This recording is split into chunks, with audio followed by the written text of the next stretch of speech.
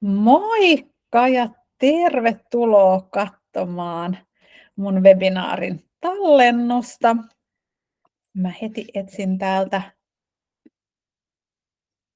pieni hetki.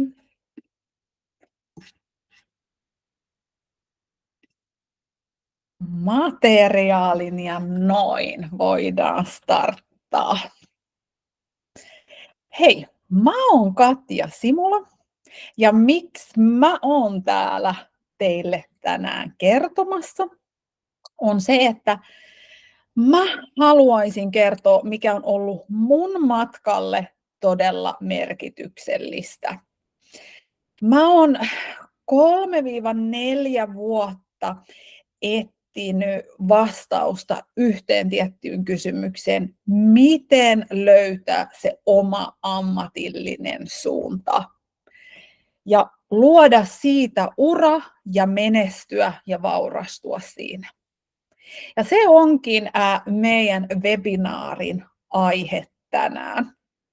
Mä oon sen parissa käyttänyt monta vuotta ja mä koin itse, että miksi se on mulle ollut niin merkityksellistä on ollut, koska mä oon itse ollut tosi turhautunut silloin niissä hetkissä, kun se sen hetkinen tilanne ei ole tuntunut omalta, mutta mä en ole tiennyt, mihin mä lähden seuraavaksi.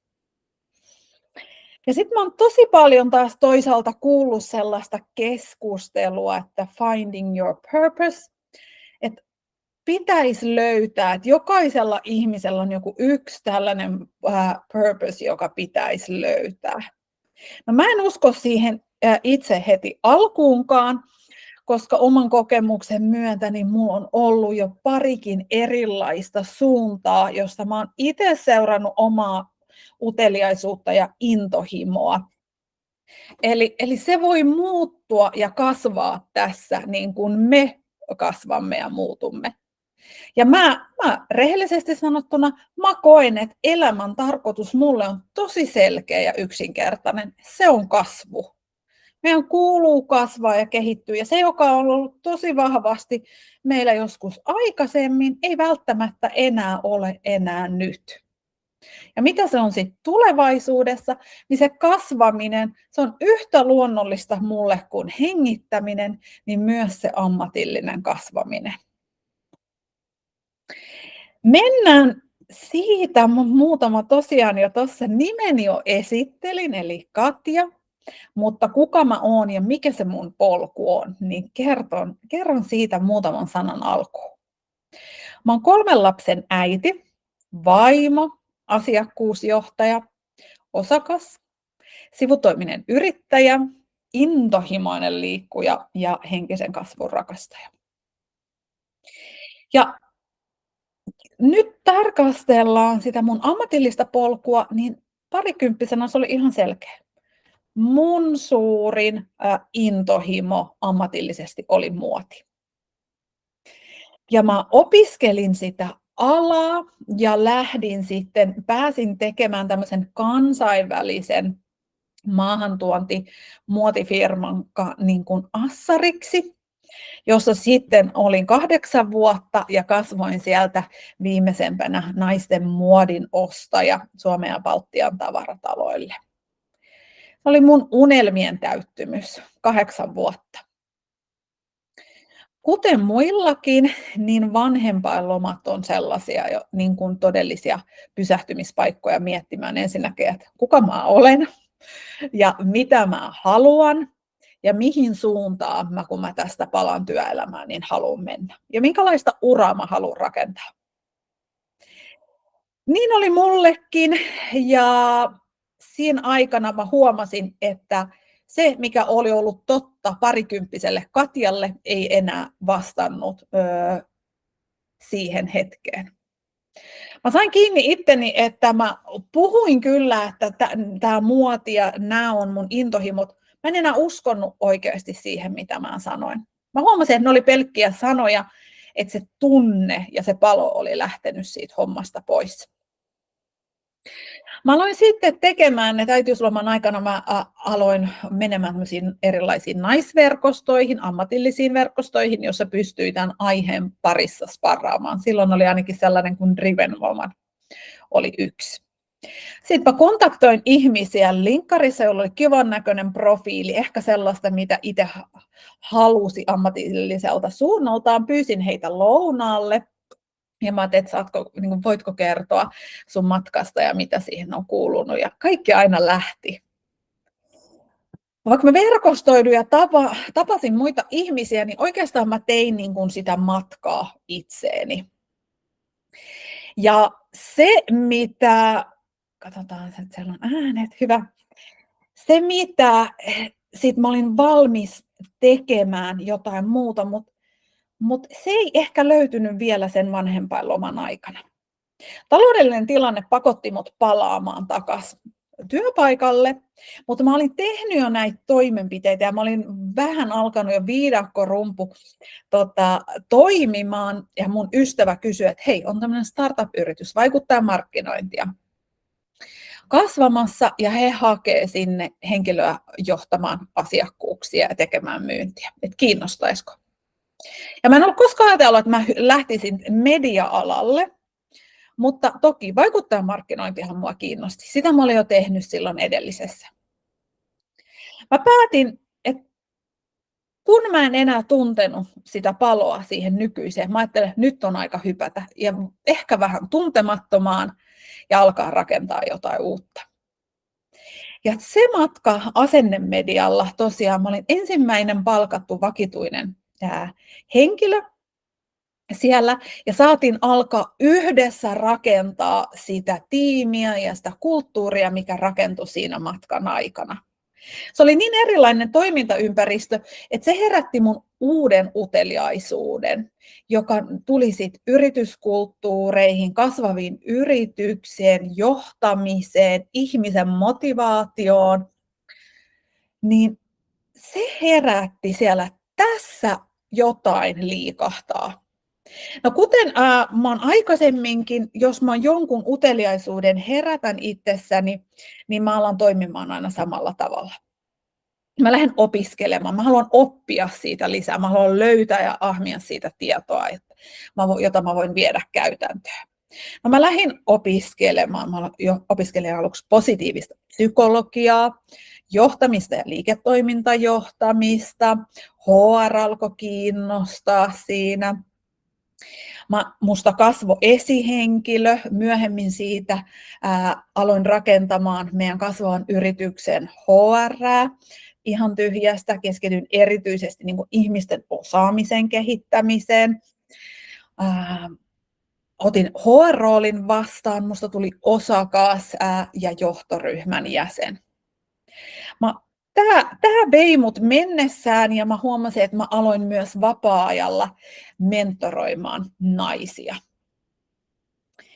Mutta aika vahvasti sit huomasin, viime kesänä istuin semmoisen uuden naisporukan kanssa. Mä olin just valmistunut energiahoitajaksi. Ja mä sanoin, että tiedättekö, että kun mä oon nyt aika monta vuotta miettinyt, että mistä voi löytää sen oman ammatillisen suunnan ja miten sitä kohden lähteä rakentamaan sitä.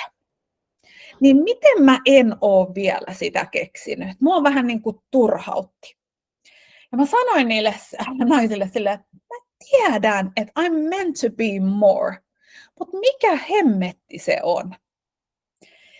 Ja ehkä mä sanoin sen oikein tähti alla, siinä oikeassa energiassa. Välillä meidän pitää päästää ne sanat ulos ja ne turhautumiset ja mitä me halutaan. Koska se oli kesän alussa, siitä ei paljon enää mennyt, kun sitten alkusyksystä ilmoittaudun tämmöisen kansainvälisen coaching-valmennukseen. Ja mä päätin sen jälkeen, se rohkaisi mut, että mä aloitin valmentamaan myös. Siirsin mentoroinnit maksullisiin valmennuksiin ja heti tuli asiakkaita. Ja sieltä oikeastaan yhtäkkiä mä huomasin, että mullahan on vaativa päivätyö, jossa mulla on useampi rooli. Mulla on HR-työt, mulla on johtoryhmätyöt, sitten mulla on yrityksen yksi isompia myyntibudjetteja. Sitten mulla on omat valmennukset, mulla on 3 lasta, mä haluan itsekin liikkua, voida hyvin ja mulla haluan, että mun perheelle on aikaa. Mun haaste oli aika. Ja mä mietin, että jos kaikki on sun prioriteetteja, niin sulla ei ole prioriteetteja. Ei voi olla. Ja mä mietin, että jos mä oon 80, niin mitäköhän mä mahdan katua silloin eniten? Ja aika nopeasti mä päädyin siihen, että mä katuisin sitä, että mä en olisi ikinä uskaltanut yrittää mun yrittäjyyden ja valmennuksien suhteen, koska siellä tuntui, että mun sydän paloi todella paljon. Joten mä tein pari kuukautta sitten ison päätöksen, mä luovuin HR- ja johtoryhmätehtävistä. En olisi ikinä uskonut, että mä tulisin tekemään sellaista. Se tuntui, että mä otin askeleen taaksepäin, jotta mä sain tilaa ja prioriteetteja, että mä voin ottaa pari askelta eteenpäin mun valmennuksien kanssa. Ja se on tuntunut oikealta valinnalta. Ja tähän matkaan on mahtunut paljon erilaisia oivalluksia ja työkaluja. Meillä on varattu tuntiaikaa, niin mä haluaisin nostaa sieltä 4 tärkeintä teemaa, mitä mä oon tunnistanut. Itsetuntemus, uskomukset, visio ja toiminta. Nämä 4 on sellaista tärkeintä virstanpylvästä, joita kannattaa lähteä niin kuin työstämään, kun sä haluat lähteä ratkaisemaan tätä. Tässä on varmasti monelle niin kuin tuttuja juttuja, mutta jos sä saat yhdenkin sellaisen rohkaisun tai yhdenkin työkalun, että nyt on sun aika ottaa sun oma ammatillinen ura sun käsiin ja lähteä rohkeasti tavoittelemaan sitä, niin mä koen siitä merkityksellisyyden tunnetta. Kaikki lähtee hyvästä itsetuntemuksesta, myös johtamisen kanssa. Kaikki hyvä johtaminen lähtee hyvästä itsetuntemuksesta. Siitä, että sä oikeasti tunnistat, missä sä oot vahva, minkälaisista asioista sä energisoidut, mikä kuormittaa sua. Jos sulla on 100 tuntia aikaa ja sä mietit, mihin osaamiseen sä sen laitat. Laitatko sä niihin asioihin, joissa sä oot hyvä? Laitatko sä sen niihin asioihin, mitkä on sun heikkouksia? Mikä vie sua eniten eteenpäin? Ja se on se, että sä laitat 100 tuntia, et puolet ja puolet, et 80 ja 20. Sä laitat 100 tuntia siihen. Jos sä laitat 100 tuntia siihen, mitkä on sun vahvuudet, sieltä sä löydät sen sun supervoiman.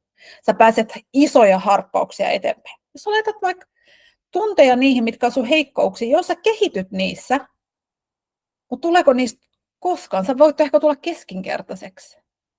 Sen sijaan, jos sä käytät aikaa siihen, että tunnistat aluksi niitä omat vahvuudet, sä käytät aikaa niihin, niin sieltä löytyy sun supervoima. Mun matkalla mua ei ole rajoittanut mikään muu kuin uskomukset mun omasta itsestään. Sen takia uskomukset on osa 2. Se on meidän suurin polttoaine tai meidän suurin este. Miksi me ikinä edes lähdettäisiin tekemään. Me ei päästäisi toimintaan, koska meillä on se uskomusblokki. Se, miten me tunnistetaan se visio sieltä meidän omasta uteliaisuudesta. Ne asiat, mitkä ei vaan jätä sua rauhaa vuosienkaan päästä. Ja sitten toiminta. Mä käytän henkisiä työkaluja, manifestointiin ja mindfulnessiin ja mielikuvaharjoituksiin. Mutta jos meillä ei ole toimintaa, niin mikään niistä ei tapahdu. Ja se toiminta on todella tärkeää. On uskallettava aloittaa ennen kuin on valmis. Se suunta ja visio kirkastuu siinä, kun me vaan aloitetaan tekemään. Lähtijä-podcast on tehnyt jälleen kerran tutkimuksen, ja 60% asiantuntijanaisista on harkinnut työpaikan vaihtoa viimeisen vuoden aikana. Tämä sama luku oli viime vuonna 70%. Eli ehkä taloudellinen tilanne on tuonut pientä sellaista harkitsevaisuutta tuohon. Mutta mieti, 60%, yli puolet. Mieti sun organisaatiota. Jos yli puolet sieltä naisista on harkinnut lähtöä, kuinka paljon me sparrataan näistä asioista muiden kanssa? Haetaan vertaistukea. Naiset lähtee herkemmin kuin miehet, eli me myös halutaan meidän uralta enemmän. Ensimmäinen osio on uskomukset. Ja tämä on loistava. Mä halusin ottaa tämä, jos uskot, että pystyt, tai uskot, että et pysty, olet oikeassa. Henry Ford. Tämä kiteyttää kaiken. No mikä meitä rajoittaa? Mä huomaan valmennuksia tehdessään, että hyvin paljon samoja rajoituksia on meillä naisilla. Mä oon tähän muutamia laittanut. Yksi on se, että meistä tuntuu, että meillä ei ole samoja mahdollisuuksia ja lähtökohtia menestyä kuin jollakin toisella.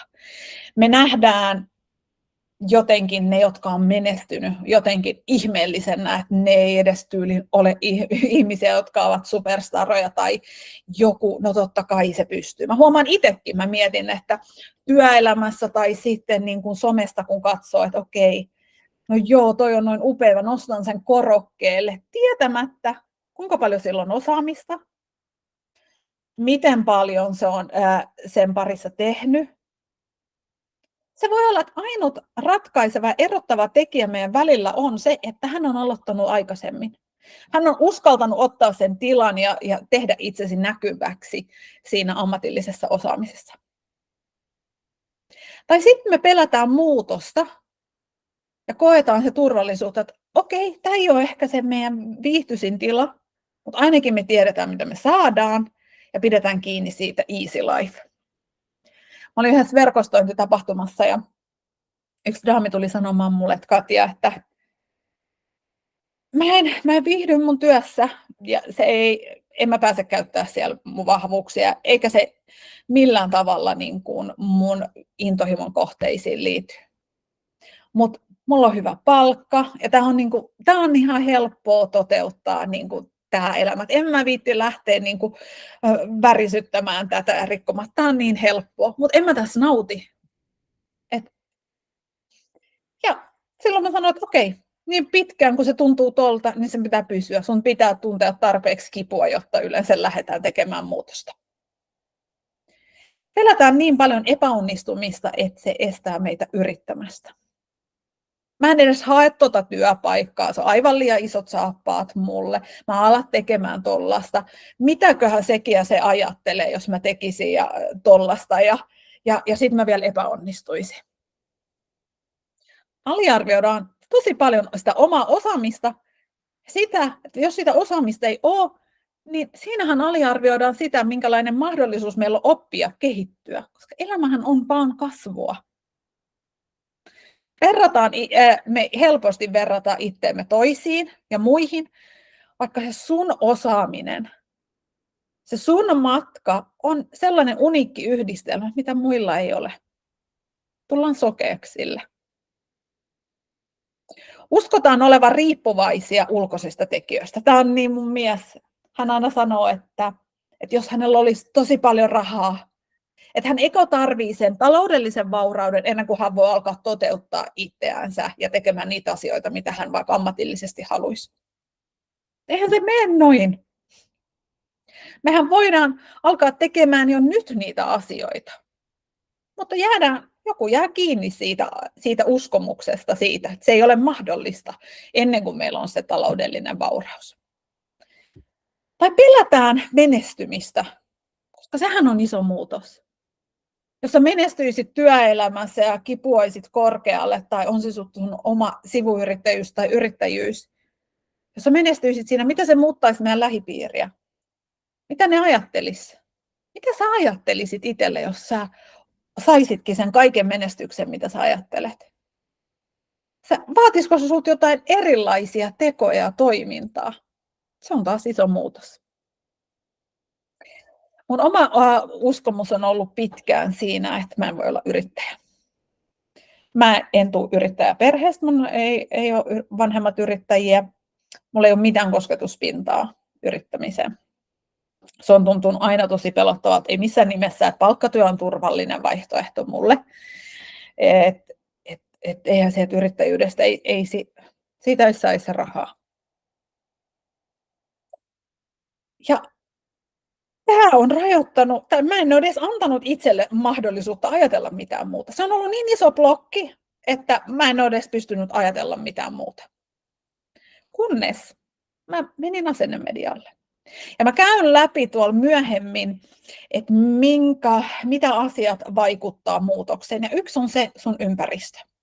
Kun mä yhtäkkiä menin asennemedialle ja mun ympärillä ei ollut mitään muita kuin naisyrittäjiä, mun näköisiä, mun ikäisiä naisia, jotka menestyy niin kuin omassa yrittäjyydessään.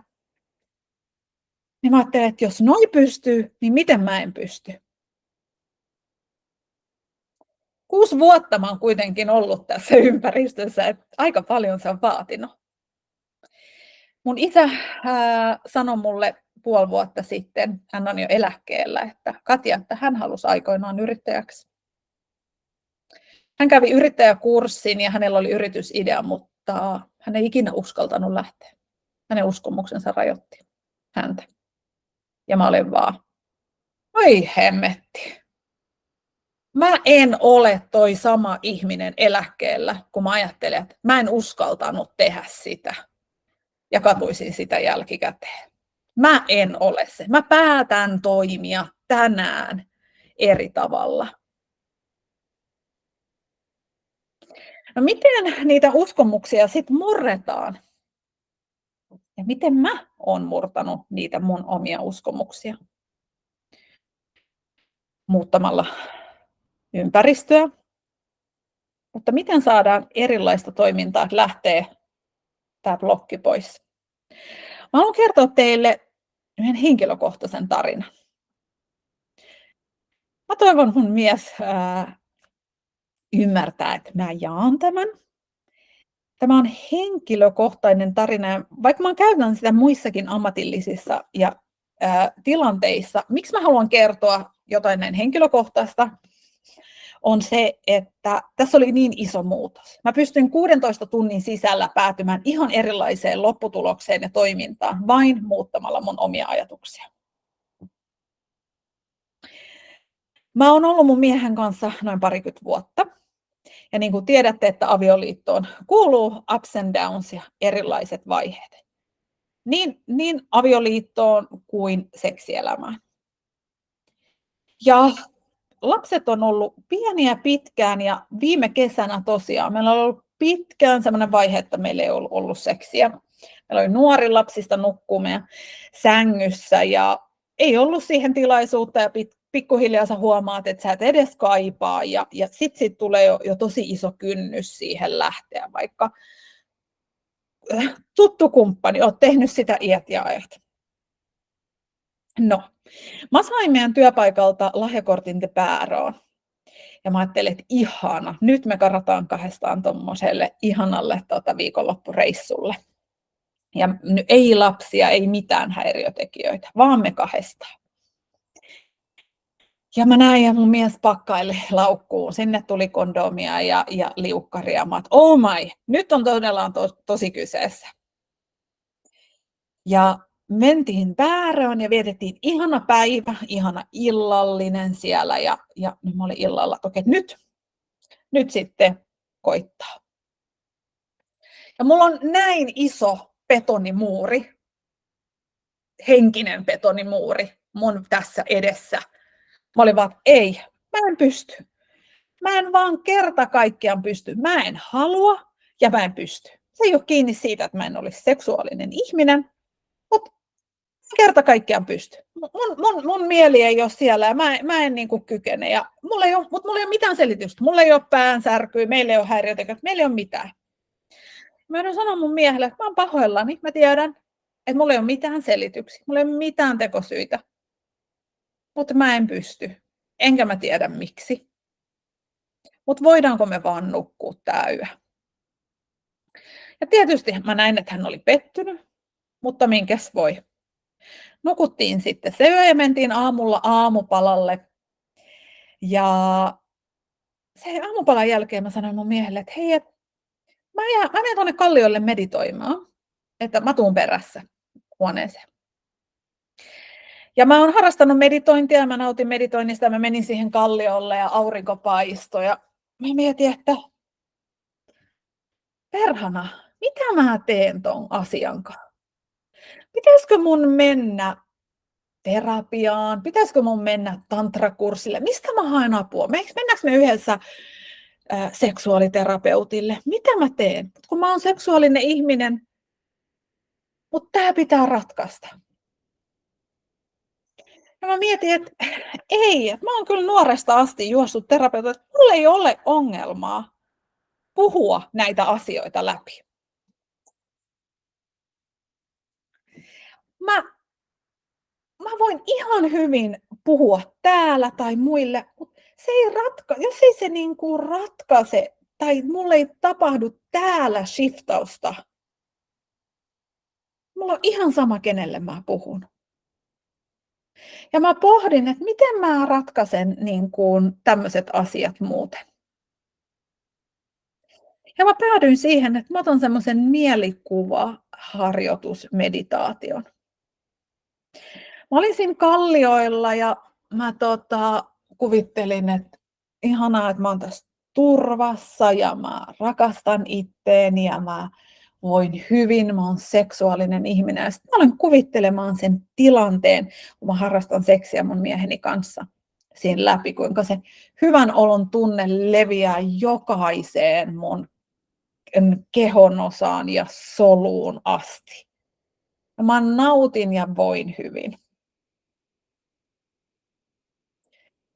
Sitten kun mä aukasin silmät, niin mä olin, että nyt mä menen sinne hotellihuoneeseen. Ja mä menin sinne ja me harrastettiin seksiä ja mulla ei ollut mitään ongelmaa. Se tuntui täydelliseltä, ei ollut pienintäkään ajatusta tai muistikuvaa mistään blokeista, mistään henkisistä muureista, vaan se tuntui hyvältä. Ainut muutos, mitä oli tapahtunut, oli mun pään sisällä. Mä olin päässyt 16 tunnin sisällä aivan eri lopputulokseen, vain sillä, mitä mä olin ajatellut tai en. Mä tajusin, että miten meidän mieli on noin vahva. Jos mä voin mun omalla mielellä vaikuttaa mun tekoihin ja mun lopputulemaan, niin mihin kaikkialle mä pystyn vaikuttamaan? Me aliarvioidaan sitä meidän omaa mieltä ja miten me voidaan rikkoa niitä uskomuksia, miten me saadaan itsestämme aikaan. Tämä oli iso muutos mulle ja mä oon pystynyt käyttämään näitä työkaluja sitten muissakin osa-alueissa. Tässä voisi esimerkiksi tehdä tällaisen harjoitteen yhdessä, eli kirjaa jonkin näköinen uskomus, joka hidastaa sua tällä hetkellä ammatillisesti. Mä oon puhunut mun uskomuksista yrittäjyyteen liittyen, mutta mä otan toisen esimerkin. Esimerkiksi pari vuotta sitten mä koin, että mä en voi tuoda itseäni ammatillisesti esille somessa. Mä en ole somevaikuttaja, ei mun kuulu siellä laittaa mitään. Mitä sekin mun entinen koulukaveri ajattelisi tai tää, jos mä sinne alan yhtäkkiä tuomaan muka pröystäille niin kuin omaa ammatillista kiinnostusta esille. No, mä kirjaan ylös tähän, eli en voi tuoda itseäni ammatillisesti esille. No sit kirjataan sille vastakohta. Mikä on tämän vastakohta tai jopa parempi versio? No, vastakohta olisi, että minä voin tuoda itseäni ammatillisesti esille. Siitä vähän parempi versio, että oikeasti mä pystyn niin kuin tuomaan mun näkemyksiä ja tulla näkyväksi mun ammatillisen osaamisen kanssa. No mietitään, että tässä on kaksi erilaista Katjaa. Tämä oli se, jolla usko, että ei voi tehdä itse omaa ammatillista osaamista näkyväksi somessa. Ja tämä taas uskoi. Miten tämä henkilö Miten hänen ajatuksensa todennäköisesti vaikutti hänen tekoihin? Jos hänellä tuli joku, hän kuunteli jonkun hyvän podcastin, oli mentoroinut jotain, tuli joku, niin kuin, hän oli todella kiinnostunut näistä aiheista ja tuli joku ajatus mieleen, mutta en mä voi tuoda tätä, en LinkedIniin, en someen. Tämä ei ole niin kuin, hän jätti sen kertomatta. Hän edelleen kuitenkin oli se intohimo siellä. No, tämä toinen henkilö koki, että hänellä oli annettavaa. Hän voi tuoda itseään ammatillisesti somessa esille ja hän kokee, että se voi tulla näkyväksi ja hänellä on annettavaa muille.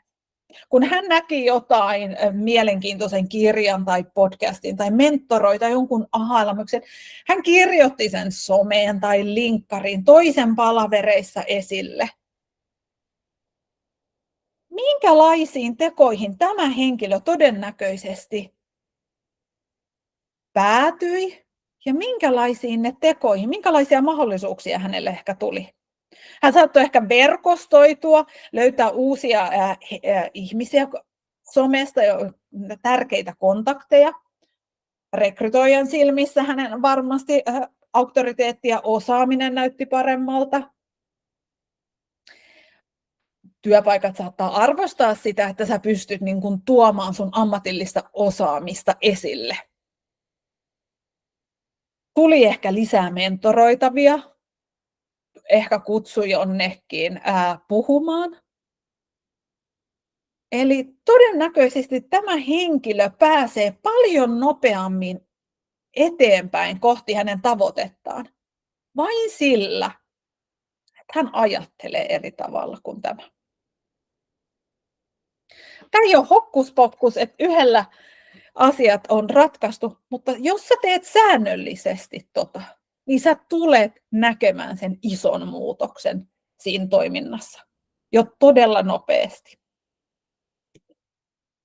Mitä mä haluaisin, että sä ottaisit mukaan tästä uskomusosiosta, on se, että sun ei tarvitse vielä tietää, mitä ja miten sä pääset ja milloin sä pääset siihen toivottuun lopputulokseen. Mutta sun pitää tuntea itsesi jo siinä niin kuin kehossa. Sun pitää nähdä jo, että sä oot siinä, niin kuin, tulet sen ammatillisen osaamisen kautta jo näkyviksi. Sä olet jo se yrittäjä. Sä olet niissä unelmissa ja tavoitteissa, mitkä sulla on. Sun keho ja aivot ei tunnista sitä, että sä et ole siellä. Mutta kun sä tunnet sitä jatkuvasti, niin ne johtaa ajatuksiin ja ajatukset tekoihin. Ja kun sä teet niitä tekoja säännöllisesti, niin ne vie sinne sun lopputulokseen. Niistä tulee sulle tapoja. Se muokkaa siitä, että minkälainen sä oot. Sä olet se ihminen, joka tekee säännöllisesti omaa ammatillista osaamista näkyväksi. Jos sä teet jotain säännöllisesti, ei ole mitään muuta vaihtoehtoa kuin päästä sinne. Jos et ole meditoinut, se voi tuntua alkuun haastavalta. Suosittelisin käyttää tämmöisiä ohjattuja meditaatioita. Mä oon tehnyt tulevaisuuden meditaation, 20 minuutin pituinen. Multa saa sitä pyytää. Tai Spotifyssa itse käytän myös tätä Purely Being Guided meditaatiota. Ihania, aivan ihania. Mä en oikeastaan nouse aamulla ennen kuin mä oon pitänyt silmiä kiinni ja puhunut jotain kaunista itselle. Mä tsemppaan siinä hetkessä aina jotain ihanaa. Mä yleensä mietin, että mun ympärillä on myös täynnä enkeleitä ja kaikkia henkiolentoja, jotka on sille, että tästä tulee hyvä päivä, Katja. Mä kuvittelen, jos mulla on joku tietty special-tilaisuus, niin mä käyn sen läpi, miten se onnistuu ja sä you can do it. Ja taas on yksi ihana päivä, että mä voin tehdä asioita mun unelmien eteen. Mä en herää ilman sitä. En kerta kaikkiaan. Mä teen sen. Se voi vähintään kestää 30 sekuntia. Jos mulla on enemmän aikaa, mä teen meditaation. Mieti sen sijaan, että sä tekisit sen, että sä heräisit, avaisit ikkunat, siellä sataisi vettä. Tästä tulee paskapäivä, ulkona sataa vettä. Jos sä joka aamu vuoden ajan tsemppaat itselle ja puhut kauniisti, Se muuttaa. Se muuttaa silleen, miten sun aivokemiaa, miten sä näet asioita ja minkälaisella energialla sä ryhdyt siihen päivään.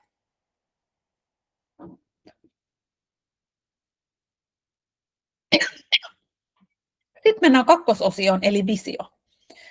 Eli mistä se suunta? Ja mä väitän, että se on lähempänä kuin sä uskotkaan. Mä haluan sitä ennen kertoa pienen pätkän, miten ideat syntyy, jonka mä itse koin aha-elämyksen viime vuoden Nordic Business Forumissa. Siellä oli tämmöinen kuin Sheena Langer, professori Columbian Business-koulusta ja kirjailija Art of Choosing and Think Bigger. Hän oli kertomassa, hän oli tehnyt tutkimustyötä pitkään, miten ideat syntyy. Ja hän halusi kertoa meille. Hän oli pystynyt tunnistamaan tämmöisen tietyn kaavan, on se sitten Picasson maalauksista, jäätelökoneesta, Vapauden patsaasta. Hän oli pystynyt useista innovaatioista tunnistamaan tämmöisen yhdenlaisen kaavan. Kaikki innovaatiot ovat olemassa olevien elementtien uusi yhdistelmä. No mitä mä tarkoitan tällä? Ja mitä Sheena tarkoitti tällä? Niin mä kerron. Otetaan esimerkki Vapauden patsas. Vapauden patsashan on ranskalaisen kuvanveistäjä Frédéric Auguste Bartholin rakentama. Vapauden patsas Ranskaan ja se annettiin lahjana Yhdysvaltoihin. Mutta miten se syntyi? Mitä ne oli ne olemassa olevat elementit, joita uudelleen yhdistettiin tähän Vapauden patsaaseen? Frédéric oli taiteen ystävä. Hän vietti Egyptissä opiskellen. Ja sieltä hän sai tämän kiinnostuksensa näihin jättimäisiin patsaisiin, mitä siellä on. Sen ajan hetken tunnettu ja rakastettu maalaus La Vérité, jossa voidaan nähdä, että naisen asento on tismalleen sama kuin Vapauden patsaan. Eli se on nainen, joka pitää kättä näin pystyssä ja siellä on vielä semmoinen valo siellä käden päällä. Myös löydettiin roomalainen jumalatar Libertas, joka on 1800-luvun 5 frangin kolikossa. Ja silloin tämmöinen niin kuin seppele pään ympärillä, niin kuin Vapauden patsaalla, mutta se on seppele. Ja kun tutkijat on tutkinut ja katsonut Vapauden patsaan kasvoja, niin ne näyttää todella vahvasti tämän Frédéricin äidiltä. Eli hän oli yhdistellyt asioita ja luonut tämän. Ja tämä oli mulle aha-elämys, koska mä tajusin, että miten sitä omaa ammatillista suuntaa etitään. Niin se vastaus on todella samankaltainen. Vastaus löytyy olemassa olevien osaamisen ja itselle tärkeiden asioiden uudessa yhdistelmässä, joka ratkaisee todellisen ongelman, jonka ratkaisusta tai osaamisesta ihmiset on valmiita maksaa. Mietitään niin kuin meidän omaa urapolkua. Meidän osaamista, meidän matkaa, meidän kiinnostuksen kohteita, niin kuin mä sanoin, me ollaan kaikki uniikki sen kanssa. Mulla on ne henkiset työkalut, koska mä olen käynyt energiahoitajakoulutuksen. Mulla on se HR-osaaminen, mä oon rakentanut sen meidän yrityksessä ja siellä mä oon erityisesti halunnut keskittyä ihmisten osaamisen kehittämiseen. Mä oon tehnyt johtamistyötä ja positiivisen psykologian työkaluja hyödyntäen. Mä oon mentoroinut naisia monta vuotta työelämän ohessa. Mulla on pitkä kokemus asiakkuuksien hoitamisesta ja myynnistä. Sen lisäksi mun työssäni mä joudun käyttää todella paljon somea. Tämä on kun mä yhdistelen näitä, tästä tulee mun uniikki yhdistelmä. Vaikka on muita uravalmentajia, niin kelläkään ei ole varmasti samanlaista taustaa. Mä tein tämmöisen harjoitteen aina mun valmennettavien kanssa, jonka säkin voit tehdä. Eli listaa ranskalaisilla viivoilla. Ota aikaa tähän ja listaa kaikki sun osaamiset ja taidot. Mistä sut kysytään apua? Minkä sä taidat jo tosi hyvin? Ei niitä asioita, mistä sä oot kiinnostunut, tai mä haluaisin tietää tosta, vaan ihan konkreettisesti niitä, mitä sä osaat. Tässä mä oon listannut omia osaamia. Siellä on muodin nostaminen, somea, esihenkilötyö, energian hoitamista, myyntiä, asiakkuuksien johtamista, etc. Sen jälkeen mä pyydän listaa toisen listan, johon sä listaat ne kaikki sun intohimot ja uteliaisuudet, josta sä olet utelias, jotka ei jätä sua rauhaa. Siellä on mulla henkilöbrändäys somessa, mindfulness ja meditaatio, liikkuminen, henkisyys, puutarhanhoito, innostaminen. Sen jälkeen mä pyydän valmentaa numeroi ton osaamiset ja taidot 4–10 sen mukaan, kuinka paljon tällä hetkellä sun sydän sykkii niille. Tällä hetkellä. Ja sieltä alkaa nousta niitä asioita, koska sulla on paljon osaamista, sun matkan varrella on, jota sä saatat käyttää paljon erilaista, mutta mitkä on tällä hetkellä sulle niitä relevantteja, joista sä olet itse intohimoinen. Poldaa sieltä 9 ja 10. Ja poldaa tästä intohimo-osiosta ne asiat, joita sä koet, että sulla on jotain annettavaa. Niin kun kaikkiin intohimo-asioihin, esimerkiksi toi puutarhanhoito. Mä oon intohimoinen puutarhanhoitaja. Mä teen joka viikko siellä asioita ja kasvatan omia tomaatteja. Mutta ei musta olisi kyllä ketään opettamaan siitä. Ei ainakaan tässä vaiheessa vielä. Eli poltaa sieltä, jotka on relevantteja sulle ehkä ammatillisesti ja jossa sulla on annettavaa vähän enemmän. Sen jälkeen mä pyydän, että sä yhdistät nämä kaikki poldatut tämmöiseen yhteen frameworkiin. Ja tämä on se pelikenttä, josta sä lähdet muokkaamaan sen, että minkä ja kenen ongelman tämä ratkaisisi. Sun ei tarvitse vielä tässä vaiheessa tietää, mikä se exact titteli on tai yritysidea, mutta tämä on se sun pelikenttä, jossa on niitä sulle tärkeitä teemoja, jossa lähdetään yhdistelemään sitä asiaa. Ja jos mietitään mua siellä, silloin kun mä olin siellä naisten kanssa ja kuinka nopeasti se asia lähti sit etenemään, mä pohdin siellä I'm meant to be more. Mä lähdin yhdistelemään näitä asioita ja sieltä syntyi mun oma valmennus. Se, mitä mä haluaisin, että sä ottaisit mukaan, on se oikeasti, että sä jaksat nähdä työtä ja vaivaa sen eteen, että sä tiedät, missä se sun osaamisen ydin on ja mikä innostaa sua. Yleensä meidän omat pakkomielteet on myös ehkä pieniä vihjeitä siitä meidän omasta visiosta. Ja jos et sä kerta kaikkiaan, Katja, mä en kerta kaikkiaan tiedä, niin silloin mä sanoin, että hei, onko sulla liian kova vauhti? Kuka siinä kiireellisestä oravan pyörässä pystyy mitään pohtimaan ja miettimään? Järjestä itselle tyhjää tilaa ja tyhjyyttä ja anna se inspiraatio tulla. Esimerkiksi Beethoven lähti tyhjän nuottivihon kanssa kävelemään.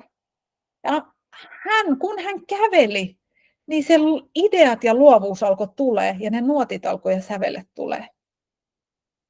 Heti kun jalkani alkaa liikkua, alkaa ajatuksenikin virrata.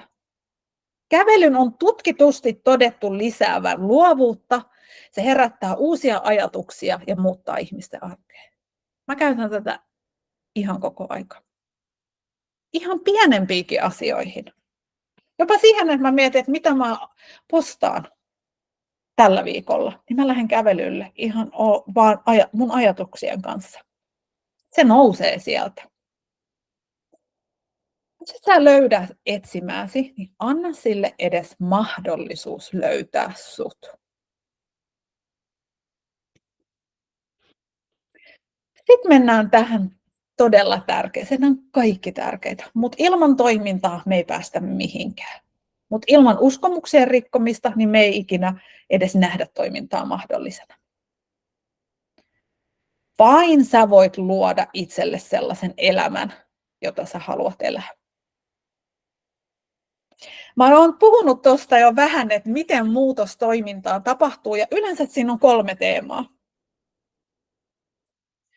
On joko ulkoinen tai sisäinen kriisi. Sulta voi tulla joku sisäinen kriisi, burnout, sairaus, joka pakottaa sut pysähtymään ja muuttamaan sitä sen hetkistä tilannetta.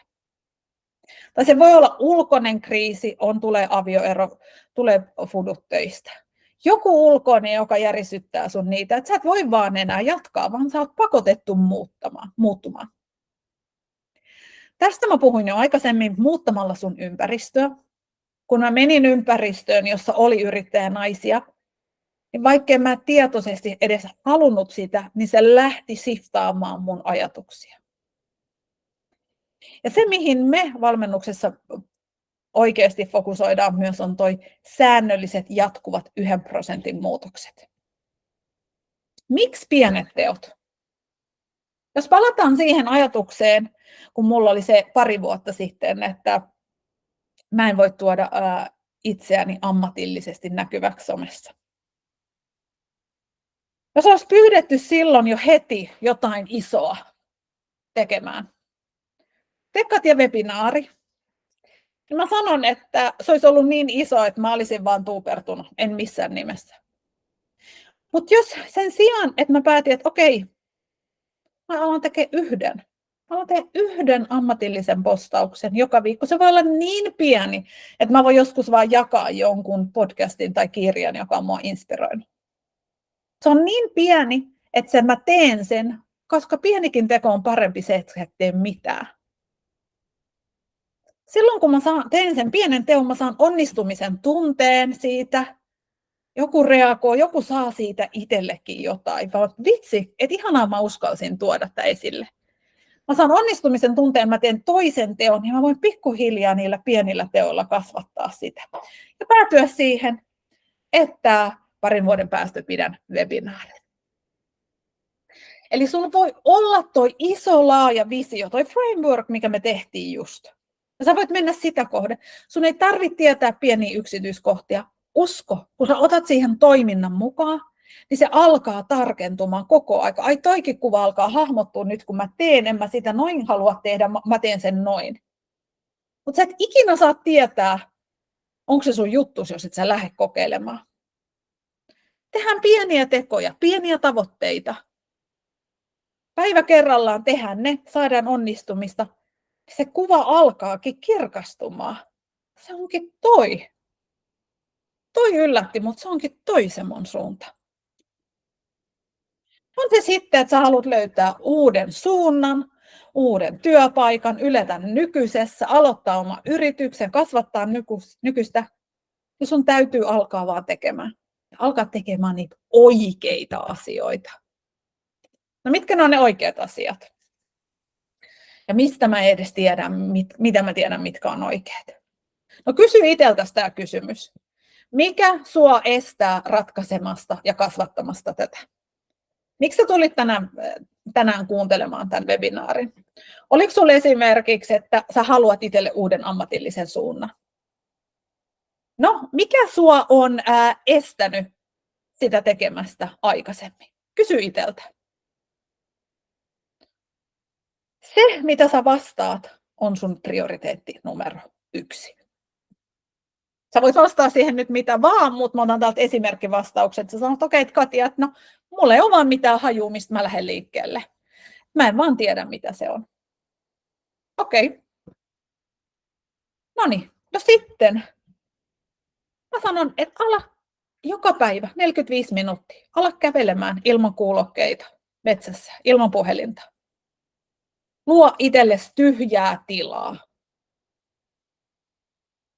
Toinen voisi olla, hei, okei, kuka sua voisi auttaa? Voisitko sä ilmoittautua johonkin verkostoon? Voisiko olla joku valmentaja? Voisitko sä tehdä tämmöisen Workplace Big Five persoonallisuusprofiloinnin? jossa lähdettäisiin tunnistaa sun vahvuuksia ja sun mielenkiinnon kohteita. Jos sä joka päivä teet 40 tunnin slotin, että sä edistät näitä, lähdet tekemään näitä. Nämä on nyt mitkä sun nämä on se sun prio 1. Vai onko se sitten, että hei, mä tulin tänne, koska mä haluaisin saada uuden työpaikan. No mikä sua on estänyt saamasta sitä tähän päivään mennessä? Se voi olla monta syytä, mutta otetaan nyt vaikka yksi, että hei, että mä oon yrittänyt hakea, mutta mä en ole päässyt työhaastatteluihin. Okei. No sit mä sanon, fine, yes. Otetaan joka päivä siltä, että lähdetään miettimään, miten sä pääset työhaastatteluihin. Sun täytyy erottautua. Joka päivä lähdetään rakentamaan sitä sieltä, että mietitään, että mitä sä edes haluat sieltä sun seuraavalta työpaikalta. Minkälaisia elementtejä siellä on? Mikä on sun ydinosaamista? Miten sä myyt sen? Mikä se on se työpaikka, mihin sä haluat mennä? Onko sä tutkinut sen nettisivuja? Onko sä lukenut niiden tilinpäätöksiä? Onko sä katsonut, miten niiden tiimit rakentuu? Onko sä tutkinut niiden markkinaa? Minkälaisia haasteita niillä on tulossa lähivuosina? Minkälaista osaamista he tarvitsevat? Onko sä verkostoitunut ihmisiin sieltä yrityksestä? Onko sä tehnyt tämän kaiken pohjatyön, jotta sä voit rakentaa sellaisen hakemuksen, joka edes pysäyttää heidät, joka vastaa heidän tarpeisiin? Jos et, niin käytetään joka päivä 45 minuuttia. Eka sen pohjatyön tekemisessä, sen jälkeen rakentaa niitä sun. Voisitko sä pistetään sun CVt ja hakemukset uudeksi? Voisitko sä tehdä video-CV? Voisitko sä tehdä sun osaamisesta nettiin portfolion? Tämän jälkeen voitaisiko me tehdä joka viikko lähtee 2 hakemusta. Yksi sinne, mikä on avoimissa ilmoituksissa, yksi, jota ei ole. Koska 80% avoimista työpaikoista ei tule edes minnekään julkiseksi. Hyvä tavoite toiminnalle ei ole se, että mä haluan loppuvuodeksi saada hyvän uuden työpaikan. Hyvä tavoite on se, että mä aion loppuvuonna käyttää joka päivä ne vähintään 45 minuuttia, että mä teen näitä edellä mainittuja toimenpiteitä, mitä mä sanoin. Ihan sama kuin laihduttamisessa. Jos mä sanon, että mä haluan laihtua.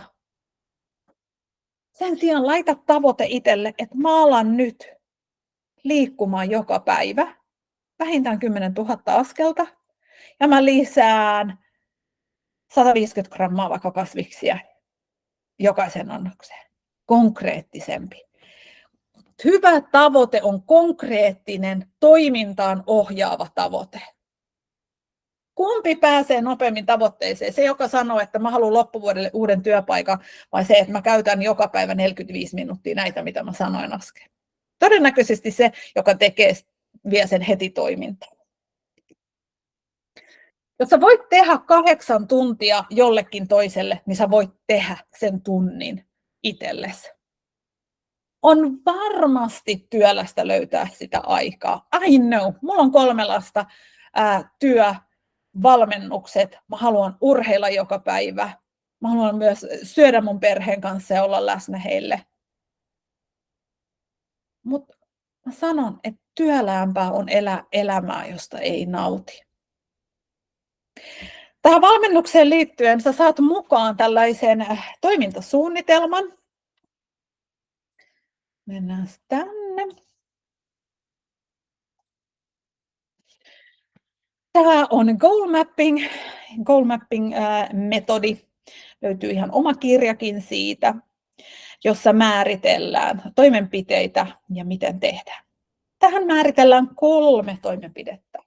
Mä sanoin, että määrittele vain 3. On tosi tärkeää määritellä vähemmän kuin enemmän. Kato, mitä ne on nyt ne seuraavat stepit, mitä pitää tehdä. Mulle yksi sanoikin, että hei, että mulla tulee aina välillä ideoita, että tämän mä lähden tekemään, ja sitten mä nukun yö yli, ja aamulla mä oon vaan, että en mä lähdekään. Se tuntuu niin vaikealta jo. Joo, mä tunnistan ton. Sä saat idean, tämä on mun seuraava teppi, tohon suuntaan mä meen. Sitten sä lähdet paisuttaa sitä kuin pullataikina isoksi, ja sulla on hirveästi, sä näet sen valtavana työnsarkana, ja sä et lähde tekemään mitään. Sen sijaan mieti 3 tehtävää. Ja muista se tavoite, konkreettinen toimenpide. Mitä pitää tehdä? Tähän laitat ensin alimpaan sen, mikä pitää tehdä ekana, sitten tokana, kolmantena. Milloin tapahtuu? Ketä tai kenen apua sä saatat tarvita siinä? Muista, me ei voida menestyä täällä yksin. Mun rakas ystävä Moona Visuriana maanantaina aloittaa sillä, että mulla kilkahtaa viesti WhatsAppiin, että Katja, mikä sun fokus tälle viikolla? Ja mä oon vaan alkuun, mikä fokus? Pitäis mun semmoista alkaa miettiä, että en mä nyt tässä kerkeä miettiä. Mutta kun sä alat miettimään sitä, että mikä sun fokus tälle viikolle on. Se on vähän sama kuin se Bääro-tarina, mitä mä sanoin, niitä uskomuksia. Me aletaan syöttää meidän aivoille ajatus, että sä mietit maanantaina. Mä mietin pari minuuttia sitä, että mikä mun fokus tälle viikolla on. Onko se hakea jotain tiettyä työpaikkaa? Onko se tämä webinaari, miten mä markkinoin sitä?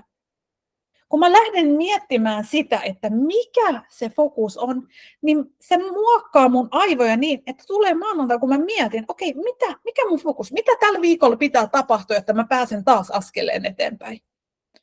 Välillä se fokus voi olla vain sille, että mä tarvin tyhjää tilaa ja kävelyä enemmän. Välillä se on jotain todella toiminnallista. Minä saat mukaan ja pääset täyttämään näitä. Mennään takas esitykseen. Mitä mä haluan, että sä otat mukaan tästä? On juurikin, mitä ollaan puhuttu, että ala rakentaa ja tarkentaa sitä sun suuntaa siitä pienestä. Anna sen pikkuhiljaa avautua sulle. Simon Sinek sanoo, että hänellä kesti 7 vuotta ennen kuin hän löyti oman suunnan. 7 vuotta.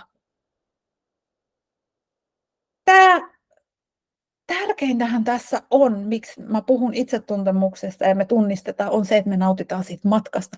Me tehdään sellaisia asioita, joiden tekemisestä me nautitaan, jotta me voidaan oikeasti tehdä 7 vuotta sen, että me löydetään se.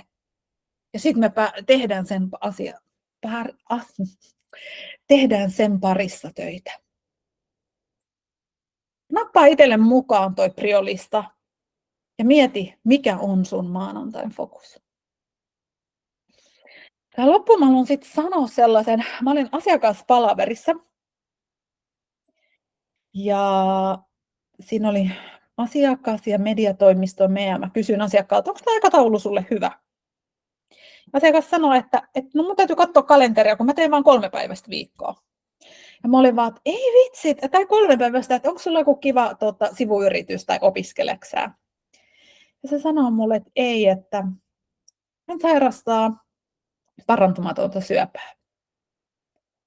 Ja mä vähän siinä niin kuin pysähdyin, että okei, tätä mä en odottanut. Ja tämä henkilö jäi mun mieleen, kun hän on 30-vuotias nuori nainen. Tämä jäi mieleen. Mä laitoin hänelle viestiä, että hei, sä oot jäänyt mun mieleen. Että mä teen, että haluatko sä tulla mun toimistolle, että mä teen energiahoitoa. Että jos sä haluat tulla, niin mä mielellään tekisin sulle.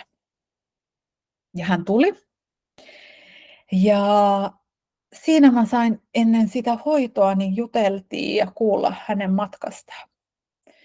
Hän tosiaan sairastaa parantumatonta syöpää, hänelle ei voida enää tehdä parantavia hoitoja, hänellä on myös jarrutushoidot menossa, eli pyritään saamaan mahdollisimman paljon niin kuin hyviä päiviä elämään. Ei tiedä, kuinka paljon on elämää edessä. Hän tekee töitä 3 päivää viikossa. Se tuo hänelle onnistumisen tunteita ja merkitystä ja yhteisöä mukana. Hän todella nauttii työstään. Hän sanoi, että hän on nämä viimeiset vuodet on saaneet miettimään, mikä on hyvä elämä. Hän mietti aluksi, että pitäisikö hänen alkaa jonkin jenkkileffatyyliin niin kuin toteuttaa tällaista bucket-listaa. Mutta hän päätyi kuitenkin toisin. Ja hän kysyi multa, että mitä sä tekisit, jos selviäisi, että sulla on vähemmän aikaa, mitä sä oletat.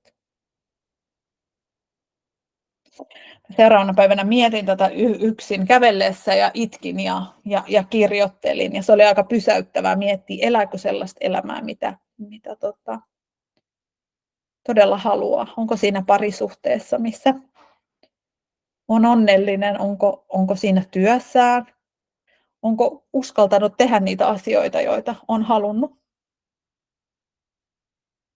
Ja mun asiakas, sit mä kysyin, että mihin sä päädyit?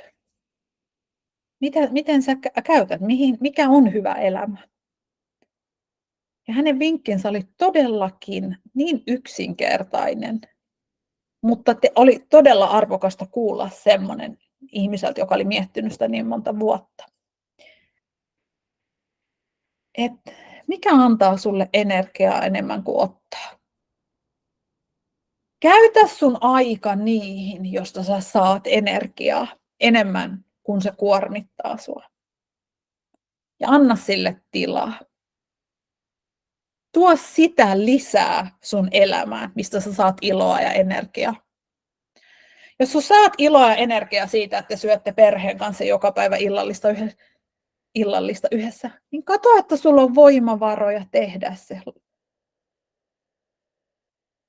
Jos sä haluat hakea sitä jotain työpaikkaa tai sä haluat aloittaa sen jonkun yrittäjyyden, niin tee se. Tee pienillä askelilla. Mä tosiaan valmennan ja kerron tässä vähän, miten mun valmennus rakentuu. Se on yksilövalmennusta, joka lähtee siitä, että löydetään se sun suunta ja kirkastetaan sitä ja määritellään ne tavoitteet ja toimintasuunnitelmat, jotta sä menestyt siinä.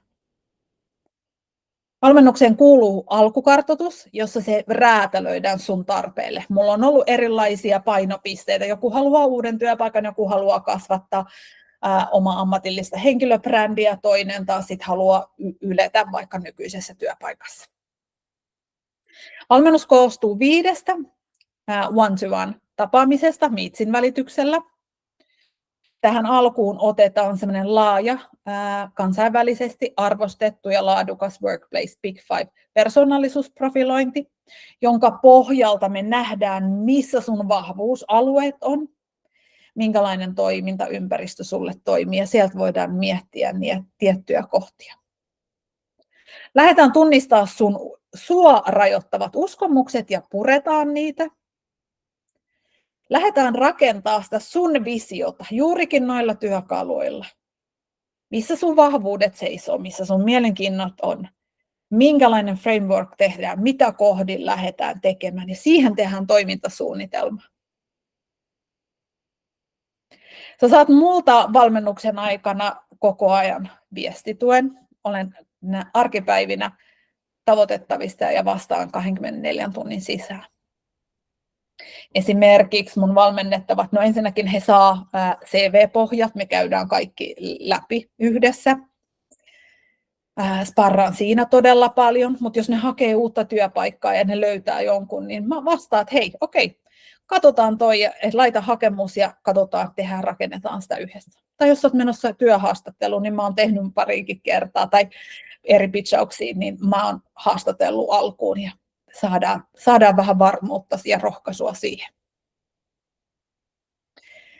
Hinta on 1 200 € plus alvi tämän webinaarin osallistujille ja voimassa toukokuun loppuun asti. Sen jälkeen se on 1 500 plus alvi. Mä en voi olla kertomatta tässä. Mä tuun parin viikon sisään somessa nostamaan, että me tullaan lanseeraamaan mun kollega coachin kanssa, Hanna Westerholmin kanssa. Hänellä on sama missio kuin minulla ja erittäin pätevä ja ammattitaitoinen valmentaja, niin ryhmävalmennukset syksystä lähtien. Samanlainen varmasti runko, ehkä jotain uutta tulee Hannan työkalupakista. Ja miten se eroaa tähän yksilöön, niin sitten meillä on joukko samanhenkisiä naisia, jotka sparraa samoja asioita. Hinta on varmasti aika samaa luokkaa ja tuun siitä kertomaan lisää lähiviikkoina somessa. Mutta jos nyt jo kiinnostaa jompikumpi ja sä koet, että sä kipuilet sun oman uran kanssa, että sä et tiedä, mikä se suunta on, tai miten sä pääsisit eteenpäin, niin tämä voi olla vastaus sulle. On tutkittu, että on 65% parempi mahdollisuus saavuttaa tavoitteet, kun sä oot sitoutunut jollekin toiselle henkilölle. Ja tämä nousee 95%, jos sä pidät säännöllisiä tapaamisia etenemisestä. Mä oon itse nähnyt, miten valmennus toimii, millä sillä muutetaan ihmisten mindsettiä, rohkaistua ja minkälaisia askeleita ne ottaa. Jos sä oot kiinnostunut, niin laita viestiä, mut löytää Katja Simula Instagramista tai katja.simula@gmail.com sähköpostitse. Kiitos, kun sain sun aikasi ja ollaan yhteydessä. Moikka!